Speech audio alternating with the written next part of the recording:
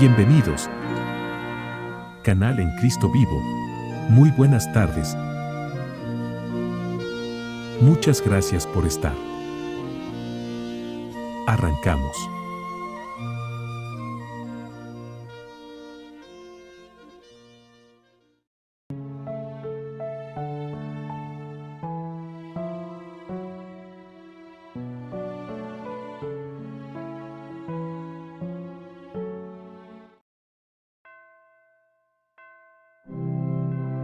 Transmitiendo para todo el mundo, Canal en Cristo Vivo.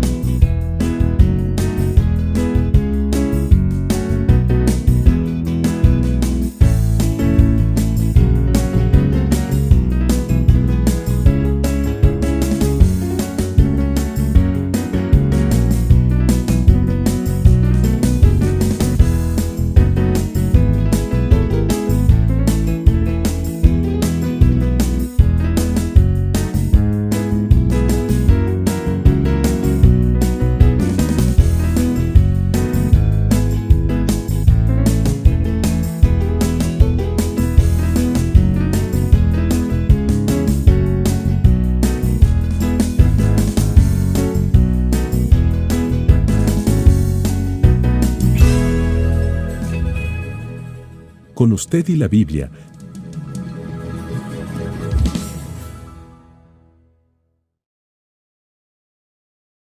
Muy buenas tardes, bienvenidos al programa Con usted y la Biblia. Gracias por estar con nosotros en sintonía en esta tarde.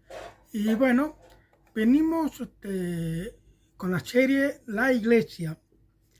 Ahora hemos hablado la vez pasada doctrinas comunes, erróneas, conocidas que hay, algunas, porque hay muchas más, pero bueno, decidimos hacer algunas, si no esto se va para muy largo, porque es un tema como para un buen rato.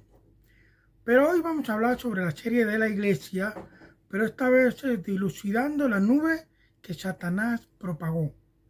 Entonces, esa nube que Satanás nos propagó es la cantidad de iglesias que tenemos hoy en día. No estoy diciendo que todas están mal. Estoy diciendo que hay mucha confusión y esa nube la puso Satanás la confusión. Nosotros necesitamos ahora dilucidar esa confusión para poder ver con claridad la iglesia. ¿Cuál es la iglesia verdadera? Entonces, hoy vamos a hablar sobre una iglesia. Yo quiero decirles, por favor, no lo tomen a mal.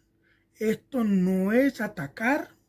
Esto no es menospreciar a nadie. Esto es simplemente estudio técnico, traducción, lo real, lo que significa.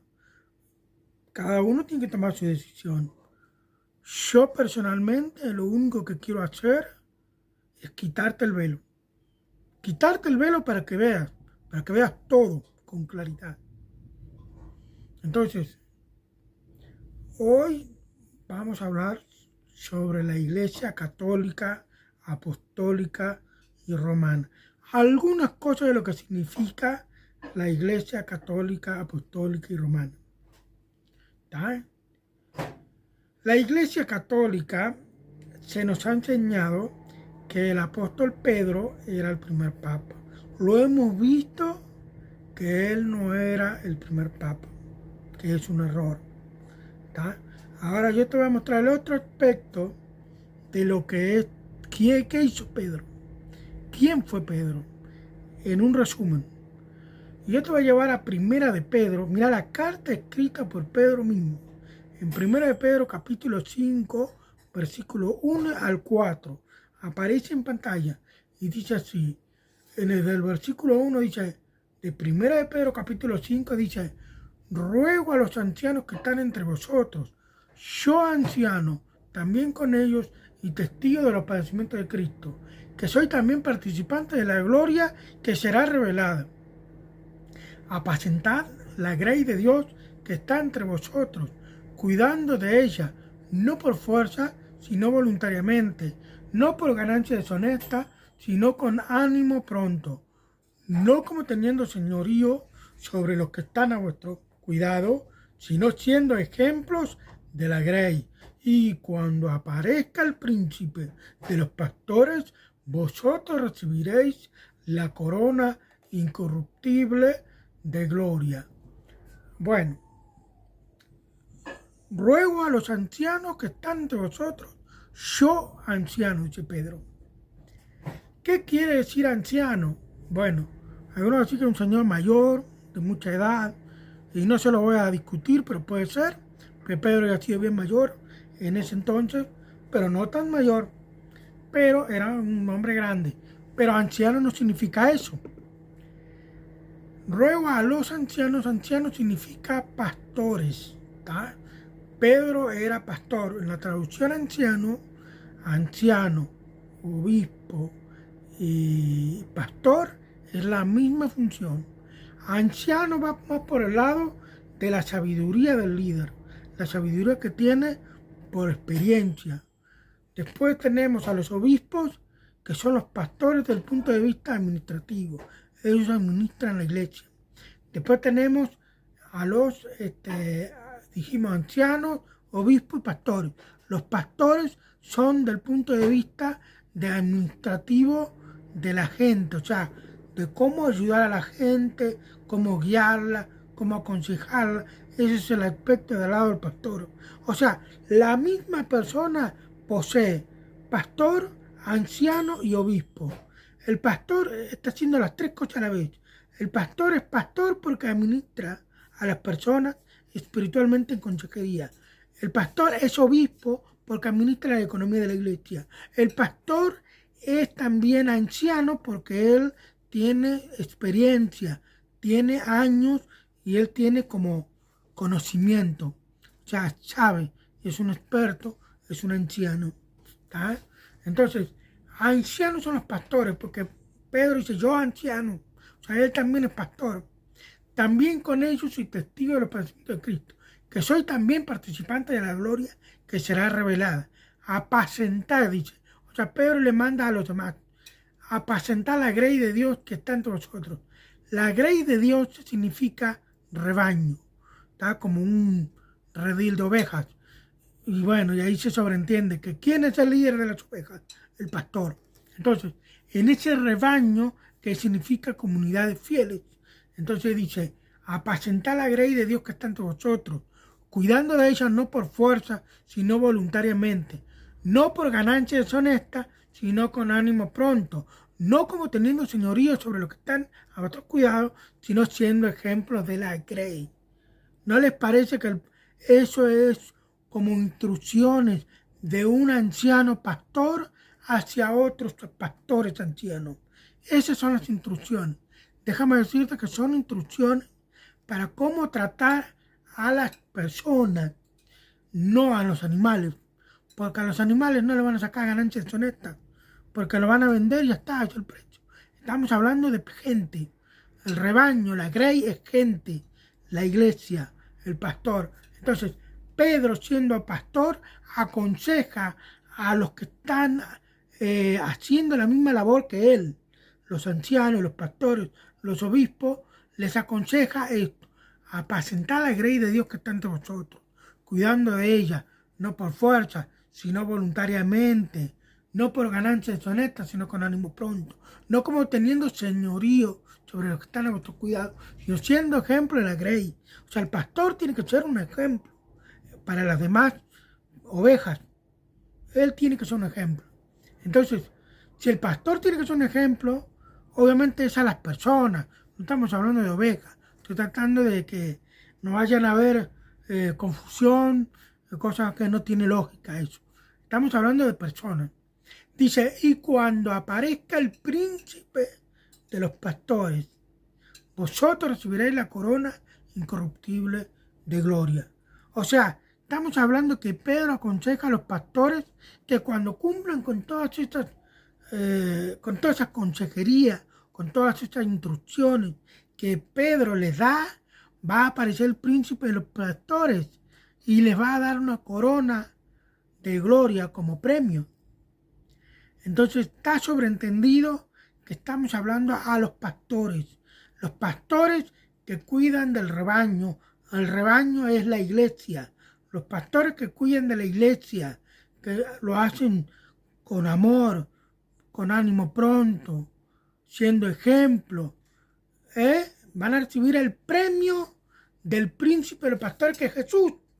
Jesús es el príncipe de los pastores. Entonces Pedro era pastor de la grey de Dios, era pastor de un rebaño, de una comunidad de fieles cristianos. Si Pedro fue pastor, no puede ser papa. Ahora, Pedro fue pastor, punto. Fue el pastor de una iglesia. ¿Tá? El punto es, lo que quiero explicar ahora es la palabra católico.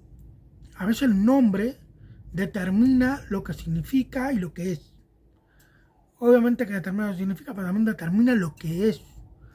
La palabra católico, estamos buscando traducciones, dice derivada del latín tardío catholicus, del adjetivo griego católicos, que significa universal. Proviene del adjetivo griego katolou, que significa en conjunto, de acuerdo con el todo o en general.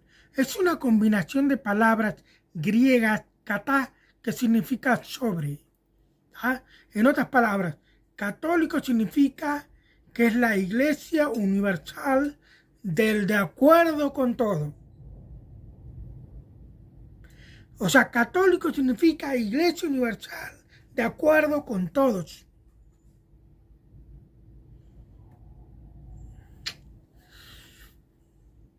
Capaz que para los católicos no entienden, pero para nosotros, los cristianos, los que conocemos la palabra de Dios, sin prejuicio alguno, sin poner que no fuera católico o que no supiéramos de la iglesia católica, supongo que no supiéramos, pero el saber en el idioma original lo que significa católico, que significa iglesia universal de acuerdo con el todo, déjame decirte que para los cristianos no lo vemos como una iglesia de Cristo. Porque significa que es una iglesia que se amoldeó a todos. Y no puede ser. Todos deben amoldarse a Dios. La iglesia no puede amoldarse, ni Dios no puede amoldarse a las personas. Todos deben amoldarse al designio de Dios, no al revés. Una iglesia que se pone de acuerdo con todos para no pelear con nadie, no es una iglesia con un carácter. No es una iglesia definida. A nosotros eso significa, para nosotros, en palabras modernas, ecumenismo. La iglesia católica está de acuerdo con el ecumenismo. Los creyentes ortodoxos, no. La palabra de Dios tampoco está de acuerdo. Porque la palabra mismo Pablo no está de acuerdo. Porque Pablo dice que, no lo tengo el versículo ahora, qué cosa.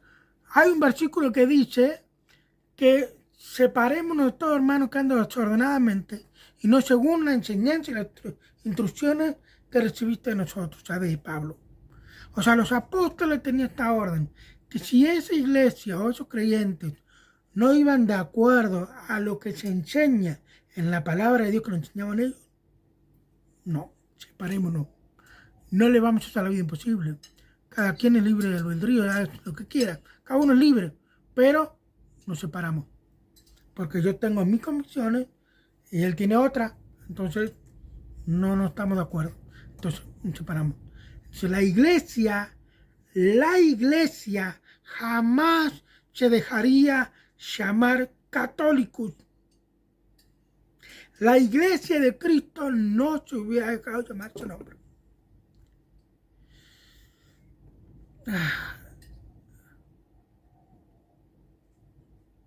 Otra cosa que quiero enseñarles es con relación a María, a la Virgen María. La Biblia nos enseña que María era una mujer piadosa, una mujer judía, una mujer que era creyente en el Señor y practicaba el judaísmo. María, siendo una mujer joven, una adolescente probablemente, se casó con José y la Biblia nos enseña que José quería dejarla porque estaba embarazada y para José simplemente dijo: esta mujer está embarazada pero conmigo no está. Entonces me sacó los pies del plato o me engañó con otro hombre. Entonces él la amaba tanto que lo que quería hacer era dejarla, pero en secreto, que nadie se enteraran de lo que había pasado. Pero el Señor le envió un ángel y le dijo: José, no temas, porque lo que tiene María en su panza es obra del Espíritu Santo. Ese es el niño que iba a nacer, era hijo del Dios Altísimo. Y que no le temas recibirla por esposa, porque María efectivamente era virgen, solamente que quedó embarazada a través del poder de Dios. Por favor, no vayan a pensar que el Espíritu Santo tuvo relaciones sexuales como enseñan algunas religiones, o que eso es insoportable. Jamás Dios haría semejante cosa. Porque primero te quiero explicar algo. Nosotros estaremos torcidos y retorcidos, pero Dios es perfecto, es santo. Él jamás tocaría a una mujer si no se casaba primero. Pero él jamás se casaría porque no tiene necesidad de mujer. Y él no tiene necesidad de hacer absolutamente nada, que simplemente con su palabra decir: quedó embarazada y quedó. Entonces no se equivoquen con esa falsa enseñanza de una religión que dice que el Espíritu Santo se acostó con María y tuvo relaciones sexuales. Eso es horrible. Es una afrenta, una vergüenza que estén enseñando semejante cosa. Por favor. María, embarazada del Espíritu Santo. ¿Está? Por el poder de Dios. Nada físico había. No hubo. Ahora, en Hechos capítulo 1 y 14, María ya era una mujer grande, ya Jesús era un hombre grande, ya había muerto y resucitado. Estaba sola María con los hermanos, medio hermanos de Jesús, obviamente. Hay otra cosa que estoy diciendo, justo lo estoy diciendo. Jesús tenía medios hermanos. No eran hijos de José, eran hijos de María y con José. Déjame decirte que en la Biblia dice que después que nació Jesús, José, dice la palabra, la conoció a María.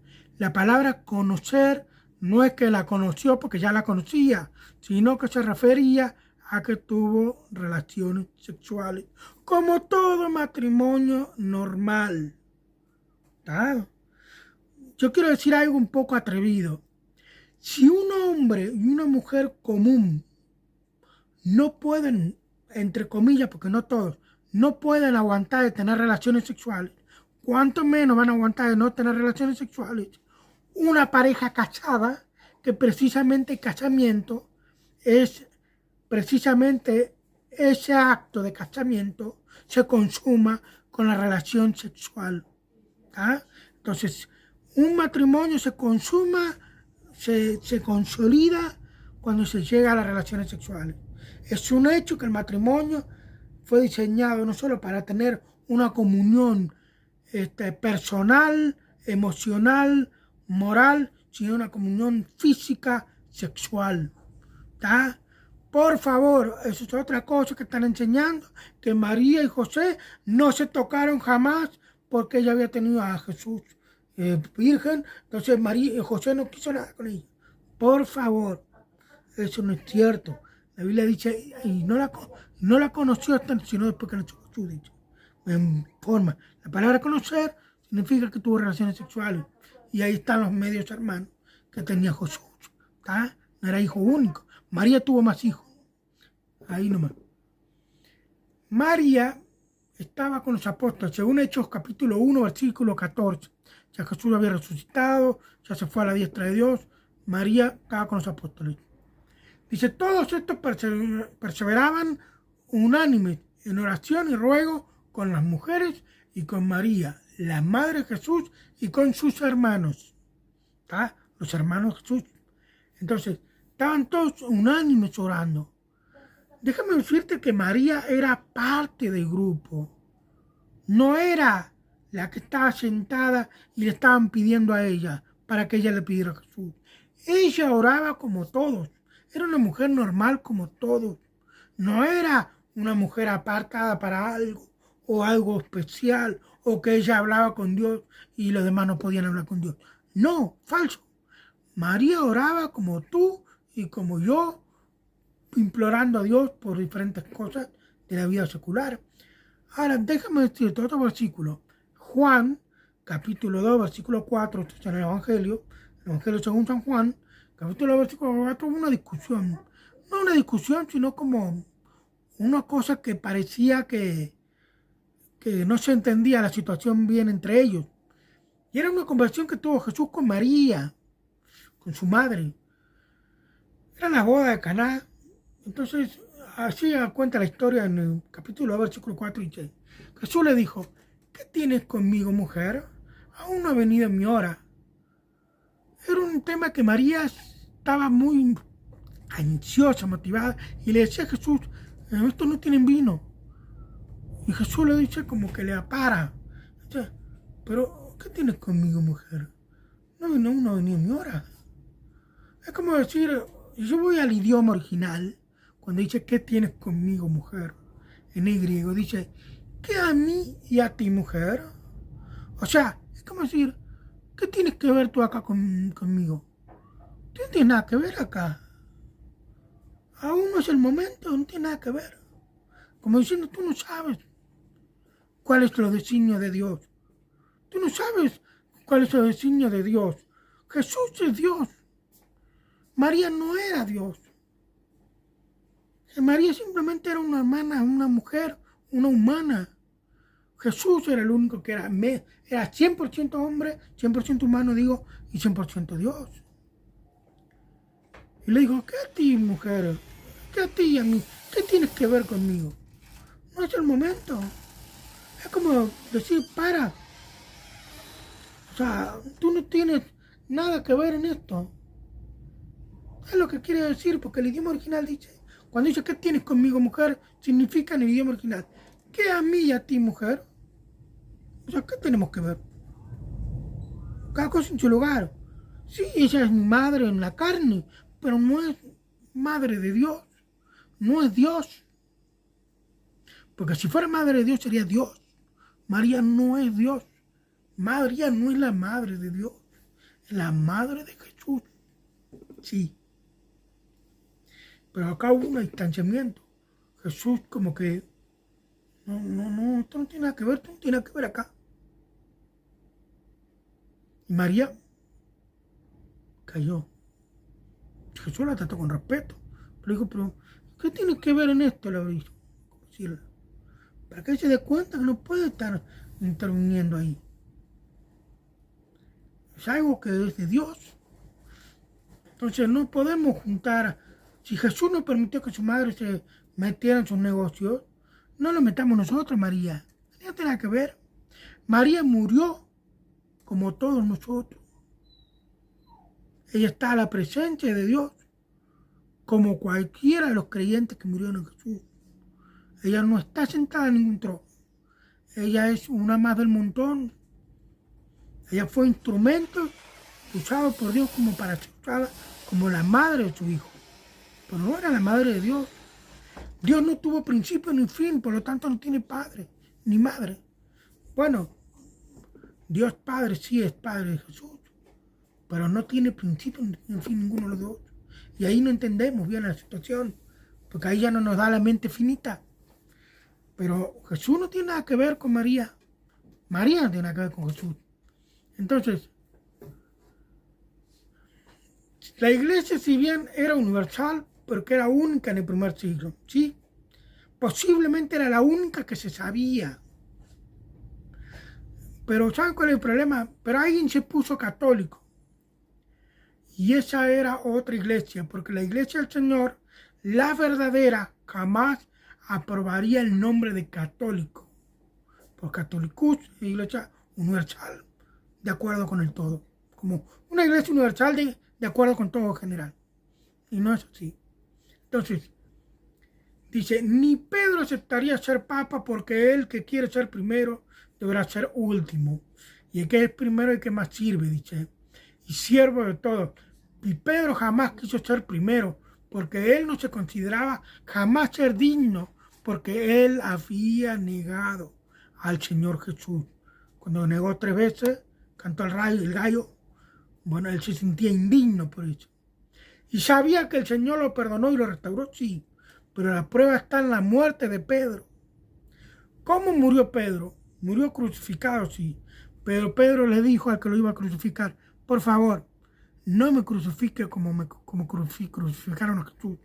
Crucifíqueme boca abajo, porque yo no soy digno de morir como un maestro. Y según la historia nos dice, los escritos históricos dicen que su deseo de morir así era porque no se sentía digno de morir como su maestro. Dice, Jesús además fue condenado por Nerón, emperador romano, en el Vaticano, el mismo, unos años antes de ser destruido el templo judío, en el cual Jesús había dicho que no quedaría piedra sobre piedra. Y el apóstol Pablo habría sido decapitado por el mismo emperador 2 años antes que Pedro. ¿Tá? O sea que primero, 70 años, años después de Cristo, se destruyó el templo judío. No quedó nada, piedra sobre piedra. Una profecía que Jesús dijo y se cumplió. Luego murió Pedro hasta el tiempo y 2 años después murió Pablo y luego a los 2 años siguientes muere Pedro crucificado. Y Pablo fue crucificado, fue muerto decapitado, perdón. Entonces, el tema que quiero que sepan es que Constantino, el emperador romano, levantó la basílica de San Pedro y de San Pablo y detuvo la persecución de las religiones. ¿Tá? Constantino fue un emperador romano que duró poquísimo, unos años, pues se enfermó mal. Pero él en el año 313, estamos hablando que desde el año 70 después de Cristo fue destruido el templo y ya para el año 80 ya no estaban los apóstoles, la mayoría, y quizá después del año 90 murió el último apóstol, que fue el apóstol Juan. Entonces, ya en el año 100 no quedó nadie de la iglesia primitiva. Quedaron discípulos que fueron anónimamente. Había persecución, porque siguió la persecución a los cristianos, a los que creían los perseguían, los mataban, no era pública la cosa. Era muy difícil ser público, los mataban. Tenían que hacer todo en secreto. Pero en el año 313, o sea, 203 años después, entró Constantino y comenzó. Él levantó la iglesia, la Basílica de San Pedro, la Basílica de San Pablo, que es una catedral grandísima que hay allá en Italia, en Roma, en el Vaticano, mejor dicho. Y en esa basílica la levantó Constantino. Y él fue que decretó y apuradamente metió otras religiones y detuvo la persecución. fue un mecanismo político que él hizo para expandir su reino, que era el Imperio Romano en aquel entonces. ¿Ah? Entonces él fue el que levantó la basílica, Constantino. Por eso es que la Iglesia Católica después se pusieron apostólicos por decir que seguían a los apóstoles. Y después se puso romana. ¿Por qué? Porque fue Constantino quien levantó la catedral de la Iglesia Católica y ahí se empezó a llamar la Iglesia Católica, o sea, la Iglesia universal de todos. ¿Tá? Entonces ahí comenzó la Iglesia Católica, la Iglesia de acuerdo con el todo. ¿Tá? Detuvo la persecución, las dos basílicas se construyeron muy bonitas que hasta ahí están y ahí se acabó la persecución. Pero ahí empezó a existir el nombre de la Iglesia Católica. ¿Tá? Así que la Iglesia Católica Apostólica Romana, católica significa la Iglesia Universal, de acuerdo con el todo.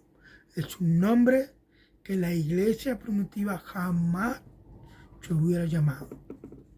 Y para terminar, aclarando ya que la Iglesia Católica Apostólica Romana no la fundó Jesús, sino que fue Constantino quien la fundó, porque fue gracias a Constantino se detuvo la persecución, empezó a haber un lugar para congregarse, que eran las basílicas, y ahí comenzó la historia del catolicismo públicamente, con ese nombre.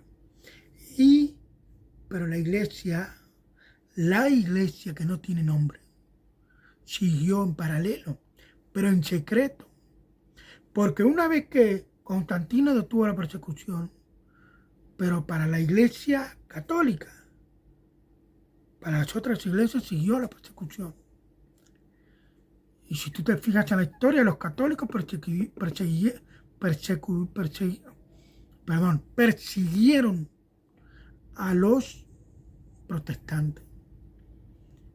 Y se dice que los protestantes nació cuando Martín Lutero puso la tesis en la puerta, porque Martín Lutero es un ex católico, un ex sacerdote. Pero déjame decirte que la iglesia ya estaba. Y que Martín Lutero simplemente hizo pública su determinación de no ser católico. Y un grupo de personas. ¿Y qué pasó? La iglesia católica persiguió a los protestantes hasta masacrarlos y los mató. Hay evidencias históricas, inclusive museos de aparatos mortíferos, torturadores, aparatos que torturaban a aquellos cristianos que no creían en la doctrina católicos. Y la doctrina católicos universal, de acuerdo con el todo, era diferente a la iglesia. Pero déjame decirte que la iglesia es más o menos parecida al protestante, pero no es protestante tampoco. La iglesia siempre existió, solo que no tenía nombre, solo que no era pública. Nadie veía lo que hacía la iglesia. En la próxima transmisión seguimos conversando sobre el tema para dilucidar esa nube que Satanás puso de confusión. Y querido católico, yo no te estoy atacando, simplemente te estoy explicando las traducciones de las palabras, la historia de lo que sucedió, quién era Pedro, qué hizo Pedro, quién fue Constantino. Y esa es la historia, no la Biblia, la historia. ¿Qué hizo Constantino? Constantino era un gobernante de un imperio romano, un gobierno grandísimo, que controlaba todo, controlaba hasta los judíos, hasta Israel. Todos estaban bajo ese yugo de los romanos. Y Constantino fue el que creó la catedral. Él fue el que levantó la catedral, la basílica de San Pablo y de San Pedro. Y ahí se hizo público la iglesia de católicos, La Iglesia Universal de acuerdo con el todo. Jesús no está de acuerdo, Pablo no está de acuerdo, la Biblia está, Pablo no está de acuerdo, Pedro tampoco. Pedro no se sentía digno de morir con el maestro, cuánto menos se va a sentir digno. Ser papa, adinerado de plata, están sentados en un sillón de oro. Pedro no estaba acostumbrado a eso. No lo hubiera aceptado nunca a esa propuesta. Si Pedro hubiera vivido en el año 313, donde se creaba la basílica de San Pedro y San Pablo, Pedro le hubiera dicho, por favor, no le ponga mi nombre. Y de Pablo tampoco, no está de acuerdo. Póngale basílica, hermano. Pero tampoco iría ahí. No. No es la iglesia verdadera. Yo solamente trato de sacarte el velo. No te estoy atacando. Simplemente quiero que veas la verdad y que hayas tenido una oportunidad de tomar tus propias decisiones. Nada más. Esto es con usted y la Biblia. Dios te bendiga. Gracias por acompañarnos. Un abrazo.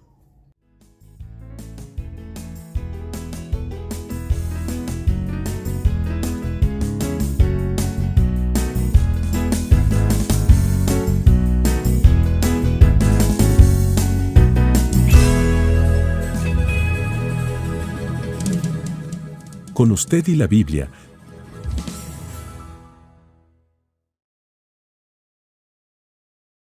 Fue una transmisión de Canal en Cristo Vivo. Muchas gracias por acompañarnos, que tenga muy buen fin de semana, hasta la próxima.